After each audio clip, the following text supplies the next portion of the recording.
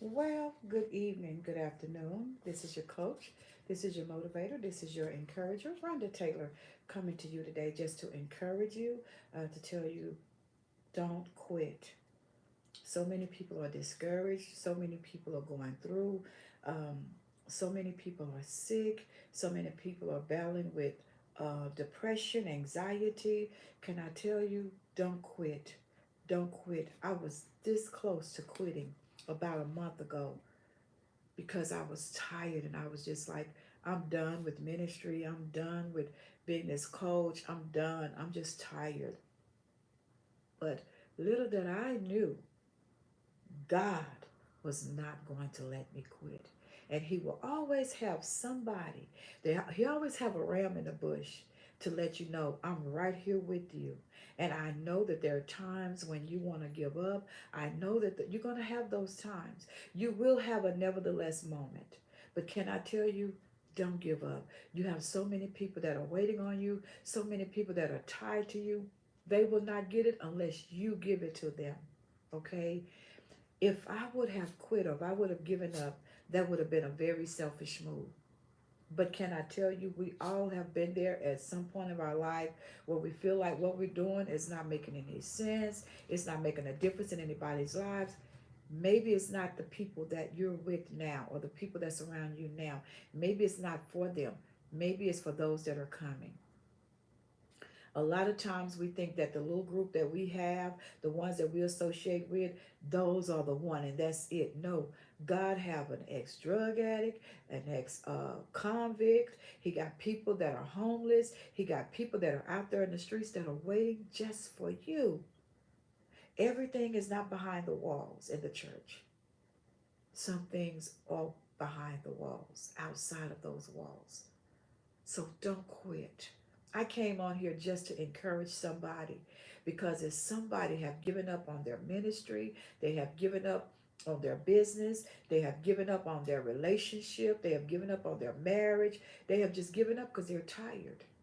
I know all too well what it feels like to say, you know what? It seems like this person is not satisfied, that person not satisfied, this person, you help this one, that one is not good enough, this is not good enough, this one is complaining. Then when you change it, they still don't, they still quit. What do? You still keep going. When God gave you that vision, it wasn't a conference call. It was you and God. When God told you to write that vision, it was just you and God. Those people were not there. Your brother, your sister, your family, your children, your spouse, your fiance, your whatever that you want to call, they was not there. Your pastor wasn't even there. When God called you, he chose you. He called you by name. He set you apart. He knew who you were. When he placed you in your mother's womb. Okay?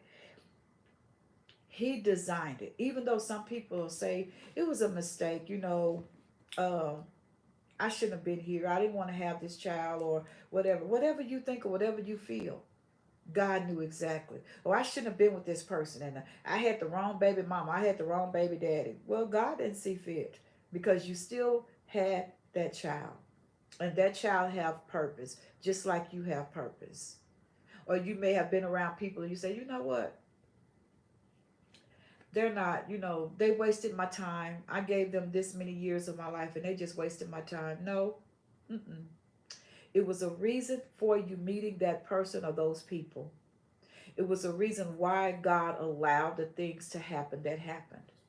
It was a reason for everything. Everything have a reason. Everything has a season. You know, a lot of times we think that um, we've wasted time on our jobs. Some people been on their jobs, some people retired on their jobs, and some people are having a hard time even getting their retirement. They're like, no, wait a minute, I worked all these years and now you telling me that I can't get my retirement?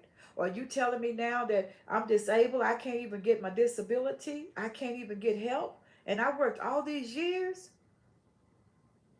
Can I tell you, God is going to restore the years, that the locusts, the cankerworms, the plumber, all those that eaten up in your life. God is going to restore that. Can I tell you? He's going to do you just like he did Hezekiah. He added 15 more years to his life.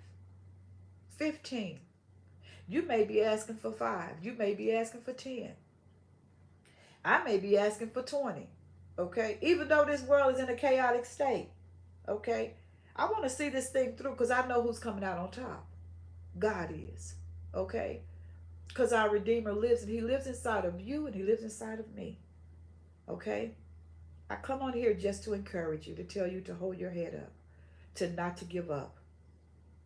You're tied to some people. You may have your children depending on you. Okay? I know all too well about being a single mother. I know all too well, you know, how it feels to be a single mother of 3 children. I know all too well. All 8 of my grandchildren, not one of them went to a daycare. I made sure that they didn't go to daycares. Okay, I saw them through till they got ready to go to school.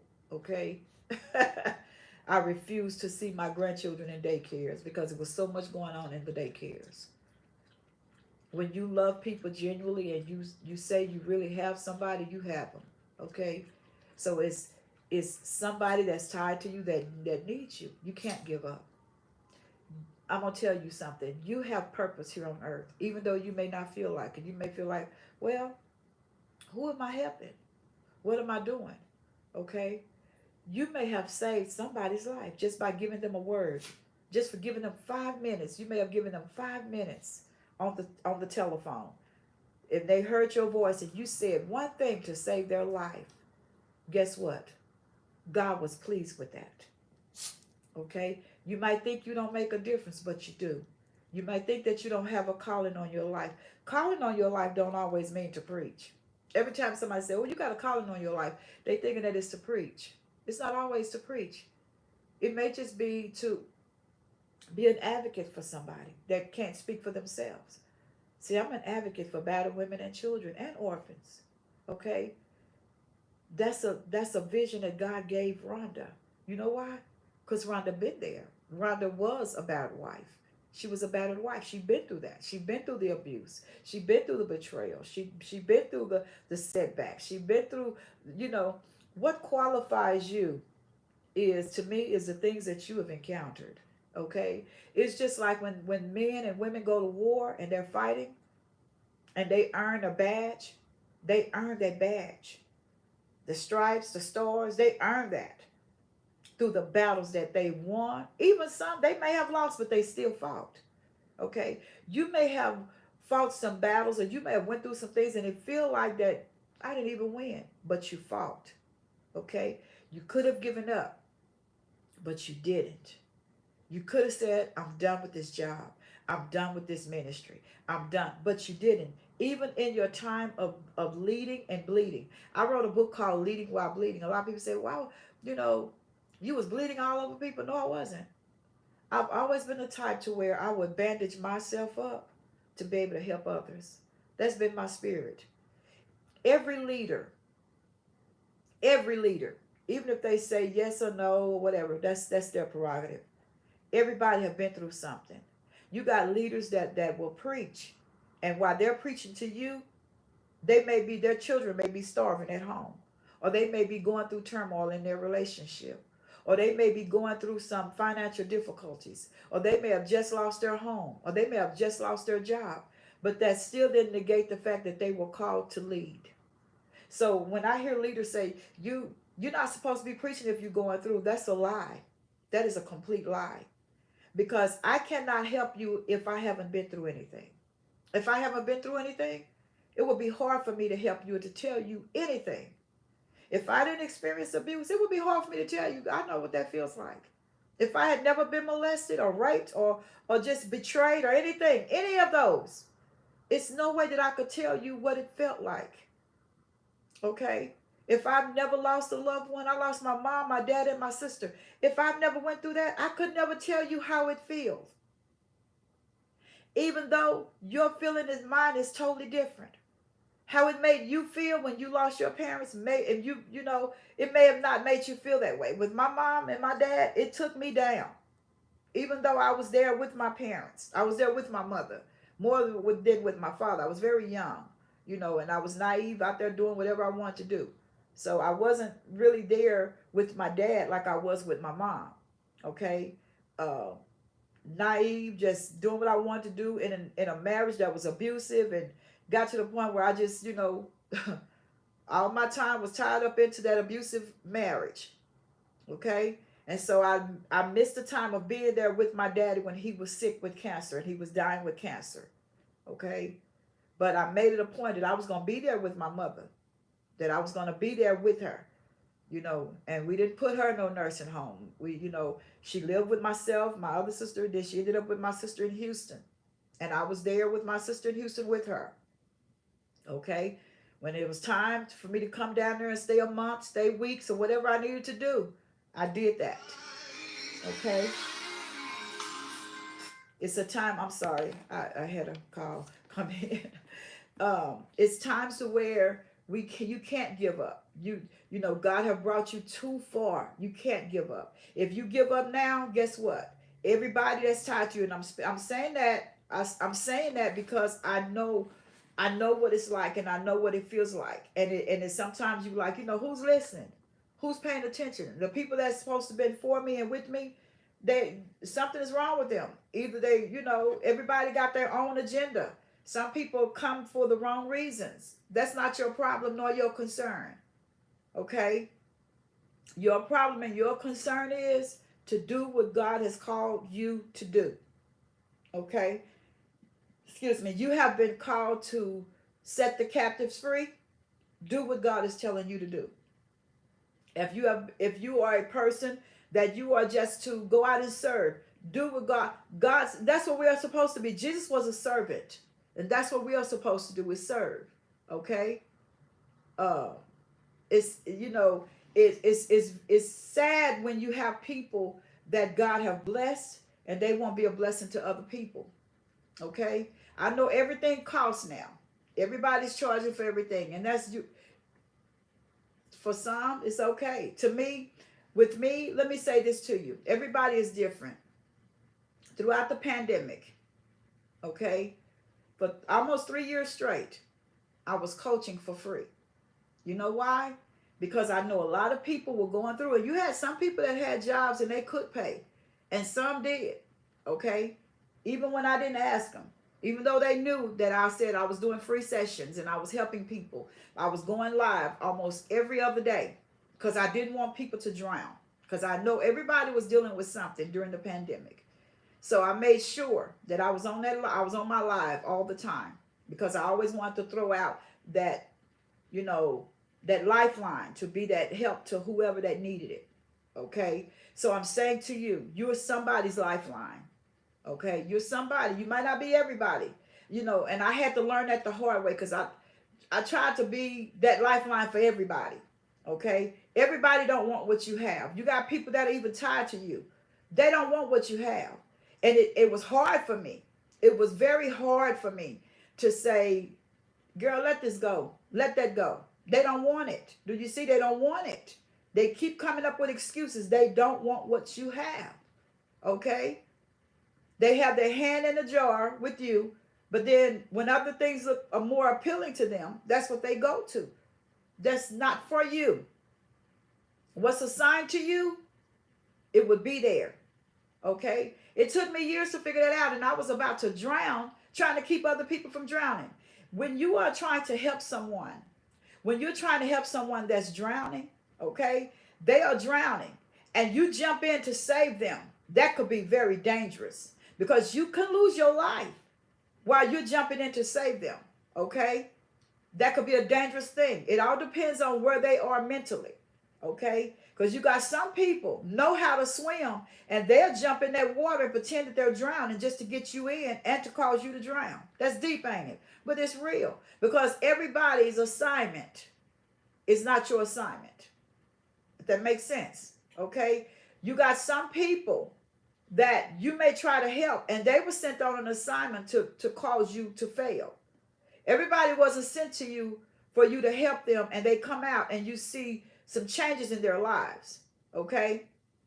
I've had some when I say real close people that was with me, and they was causing all kind of stuff in the ministry, all kind of crazy, chaotic stuff in the ministry. And I was study trying to help them, study trying to pull at them, study trying to pull at them, and they would study pulling me under the water. I'm talking about real close to me, real close knitted to me. They was causing all kind of division in the ministry, all kind of chaotic stuff. I didn't let them go. Don't you know I almost drowned because I felt like that I had a duty that I could not let them go. Maybe it was something wrong. Maybe it's something wrong with them. The reason why they doing what they doing. What's wrong with them is they been dealing with rejection so long to where they don't know that this person really loved them and they got them. You got to know and understand. You may even be in a relationship. You may be married to a person that you've been trying to help for years. And you've been pulling and trying to help and pray for them, fast for them, and do everything. Even nurse them, being their nurse. And you find yourself going down in your health, in your mental health, and they watching you do it. They watching you do it. You have to ask yourself, was this really for me? Or is this something that I picked up on my own? Okay? That's in every area of your life. In ministry, in marriage, relationships, friendships, even in your family. You got some people in your family, they dare to see you win. They don't want to see you win. And they will try their very best to throw discord and to throw all kind of stumbling blocks in your way. That's not your concern or your business. Yes, it's painful. But when you see that that's true, you got to walk over that and keep it moving. Because if not, it will overtake you. I'm telling you what I know, not what I heard, not what I think. I'm telling you what I've experienced throughout my life. Okay? When somebody's for you and when they're healthy for you, you're going to come up together. If I'm nurturing you and if I'm nursing you and I'm helping you, I shouldn't have to tell you anything. It should come natural. Okay? It's just like you work on your job. You already know. You work on your job, you're going to get paid. Excuse me. But you know if you don't work, you're not going to get paid. Okay? So, that's my nugget for today. I pray that something that I said today helped you. I know it was very short. And I will be back again tomorrow if the Lord say the same. Because I want you to keep your head up. It's easy to fall prey to the enemy. Okay? But you're not that person. You're strong. Okay? You're resilient. You're victorious. Guess what? Your new name is favor. It's no longer sorrow, like Jabez. His mother named him sorrow. Your name is no longer sorrow. Your name is favor. Can you say that with me? Favor. May God bless you. Again, I'm your coach. I'm your motivator. I'm your encourager, Rhonda Taylor. Coming back to you soon. Know that I love you. Know that I'm praying for you. You are not alone. God is with you. May God continue to bless you and keep you is my prayer. Until next time.